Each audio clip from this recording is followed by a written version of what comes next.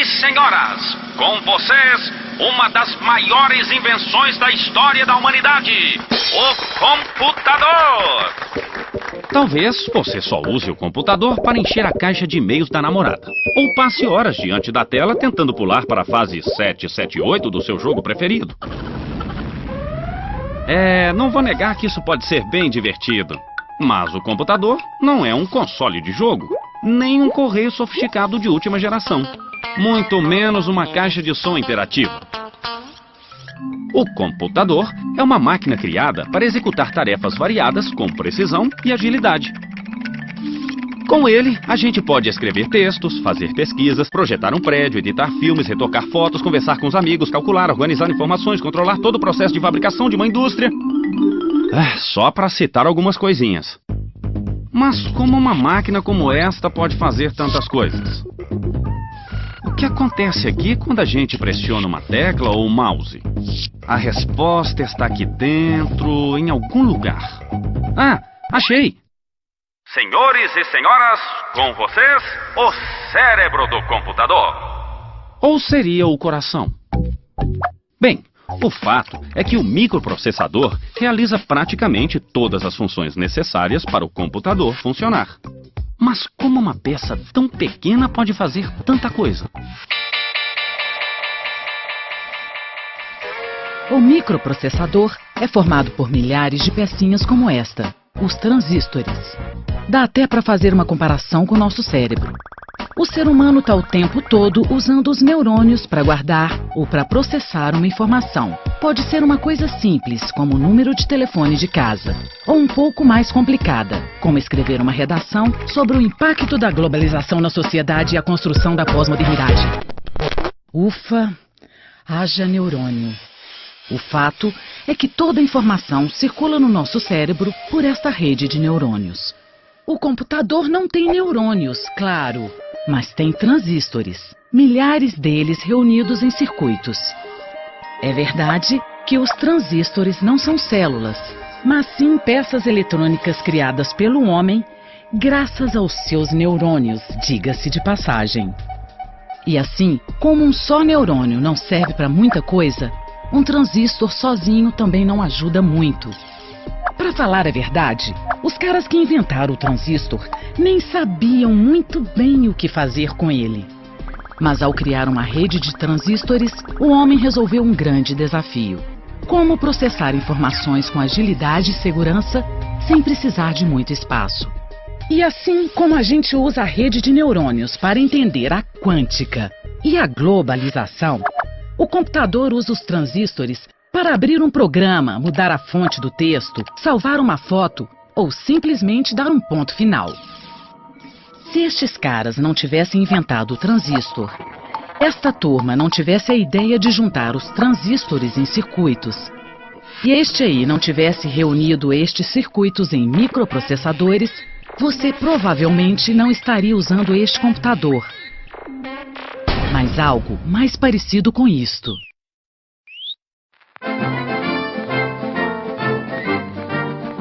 Este computador foi criado antes da invenção do transistor. O Colossus, como ficou conhecido, era enorme e funcionava à base de 1.500 válvulas. Acredite ou não, este trambolho ajudou a vencer os nazistas durante a Segunda Guerra Mundial. Ele foi usado para decifrar as mensagens trocadas pelos inimigos em forma de códigos. Alguns anos depois, o exército americano lançou o primeiro computador digital eletrônico em grande escala. O ENIAC, como ficou conhecido, parecia mais uma central telefônica. Ele era enorme, do tamanho de uma casa de 4 quartos e 2 andares. Naquela época, o ENIAC foi considerado uma evolução e tanto. Mas apesar de todo o tamanho, ele não conseguia fazer mais do que uma simples calculadora de bolso atual. Os operadores tinham que programar o computador manualmente. Ele precisava de muita energia para funcionar. E as 17.000 válvulas queimavam a toda hora. Se você já teve o desejo quase incontrolável de jogar um computador pela janela, pode imaginar o que sentiram estes pobres operadores naquela época. Com a invenção dos transistores, o ENIAC e todos os computadores movidos a válvula viraram peça de museu. Começava uma nova era na evolução dos computadores. Graças ao transistor, foi possível criar um microprocessador. E como o microprocessador é pequeno e consome pouca energia, foi possível construir computadores pessoais. Sem os microprocessadores, os computadores seriam enormes, caros e precisariam de muita energia elétrica para alimentá-los. Mas como uma peça tão simples, uma espécie de chave que pode estar aberta ou fechada, pode ter sido tão importante para a evolução do computador?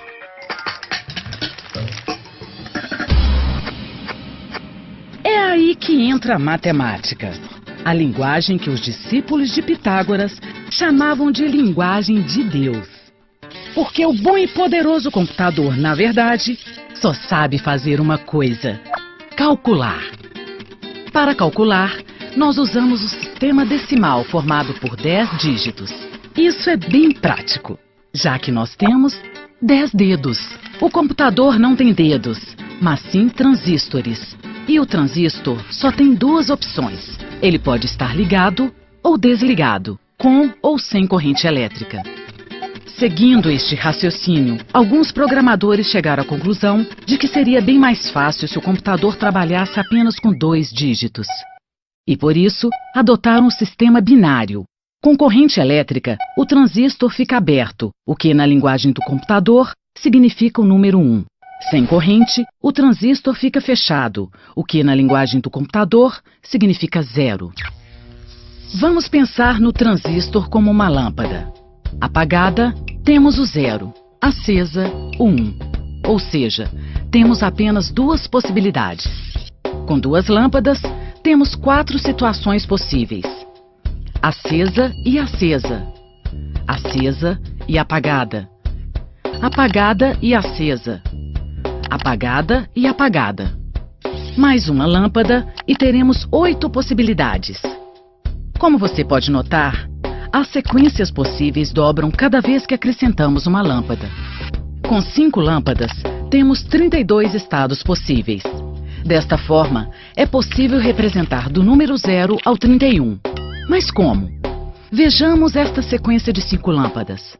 Se todas estiverem apagadas, vale 0. Apenas a primeira acesa vale 1.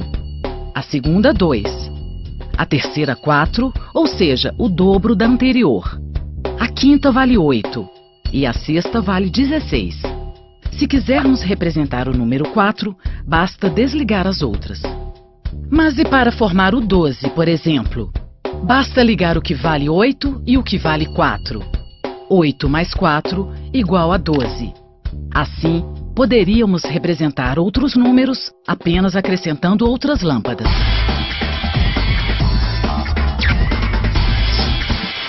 O sistema binário não é nenhuma novidade. Há mais de 2000 anos, matemáticos indianos já imaginaram um sistema numérico representado apenas por zeros e uns. Outros teóricos ajudaram a sistematizar esse sistema ao longo dos séculos. Mas foi só em 1801 que um tecelão francês teve a ideia simples, e por isso mesmo genial, de aplicar o sistema binário para automatizar os teares. Produzir os tecidos que encantavam reis e rainhas na Europa era uma tarefa difícil e demorada. Os tecelões tinham que amarrar fio por fio para criar diferentes formas e desenhos. Jacquard conhecia o sistema binário e resolveu criar cartões como estes para agilizar o trabalho. A presença ou ausência de uma perfuração em frente a cada haste determinava se o fio deveria ficar por cima ou por baixo. Em 1804, Jacquard criou um tear que funcionava totalmente automatizado, permitindo ao tecelão executar padronagens complexas de uma forma quase impossível até o momento. Para mudar o padrão do tecido, tudo que o tecelão precisava fazer era substituir o cartão. A invenção de Jacquard não era um computador, mas, sem querer, acabou se tornando importante na história da informática. Os transistores atuais funcionam na mesma lógica dos cartões perfurados de Jacquard. Assim como os cartões, os transistores têm apenas 2 estados possíveis: ligado ou desligado. No caso dos transistores, cada estado corresponde a um dígito, 0 ou 1, os famosos bits. Tudo no computador é formado por sequências de zeros e uns. Mas espera aí, o computador não é uma máquina de tecer, nem uma calculadora. Eu posso desenhar, escrever, Como ele faz para representar a letra C, por exemplo, se ele só entende 0 e 1? A letra C, como todo mundo aprende na escola, é a terceira letra do alfabeto. Ela vem antes do D e logo depois do B, e serve para formar um monte de palavras. Mas para o computador, a letra C não existe. Porque para o computador, a letra C é um número formado por sequências de zeros e uns, os bits. E assim como o computador não precisa aprender o alfabeto, o ser humano também não precisa entender o código do computador. Porque o teclado faz esse meio de campo entre nós, seres humanos alfabetizados, e ele, o computador digital. Desta forma, o computador consegue escrever qualquer texto, usando apenas 2 dígitos. Cada 0 e 1 representa um bit. Um bit é a menor unidade da informação. E assim como alguém decidiu que um conjunto de 12 forma uma dúzia, definiu-se que um conjunto de 8 bits seria igual a um byte. E pensar que é possível representar tanta coisa apenas com bytes, ou seja, com sequências de zeros e uns. Essa foto aqui, ela tem 4 megabytes. Isso significa então que ela é formada por milhares de bytes, certo? Os computadores de hoje podem processar uma quantidade cada vez maior de bytes. Mas o primeiro computador digital, lançado em 1953, não chegava nem perto disso.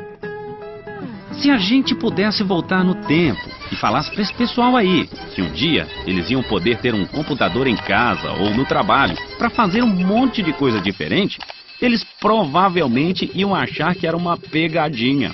Porque até os anos 70, os computadores pessoais não existiam. Os computadores ainda eram grandes e caros, ficavam guardados em salas especiais e poucas pessoas sabiam o que fazer com eles. Eram os mainframes, que não tinham nada a ver com nossos computadores atuais. Até que começaram a aparecer os primeiros computadores pessoais. Surgia aí uma nova geração de computadores. Tá certo que no começo eles pareciam mais um painel de avião, talvez.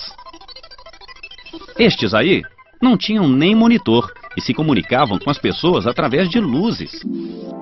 Com o tempo, os computadores evoluíram. Ficaram mais práticos, mais ágeis, menores, diminuíram tanto que hoje cabem no bolso. Mas esta história ainda não acabou.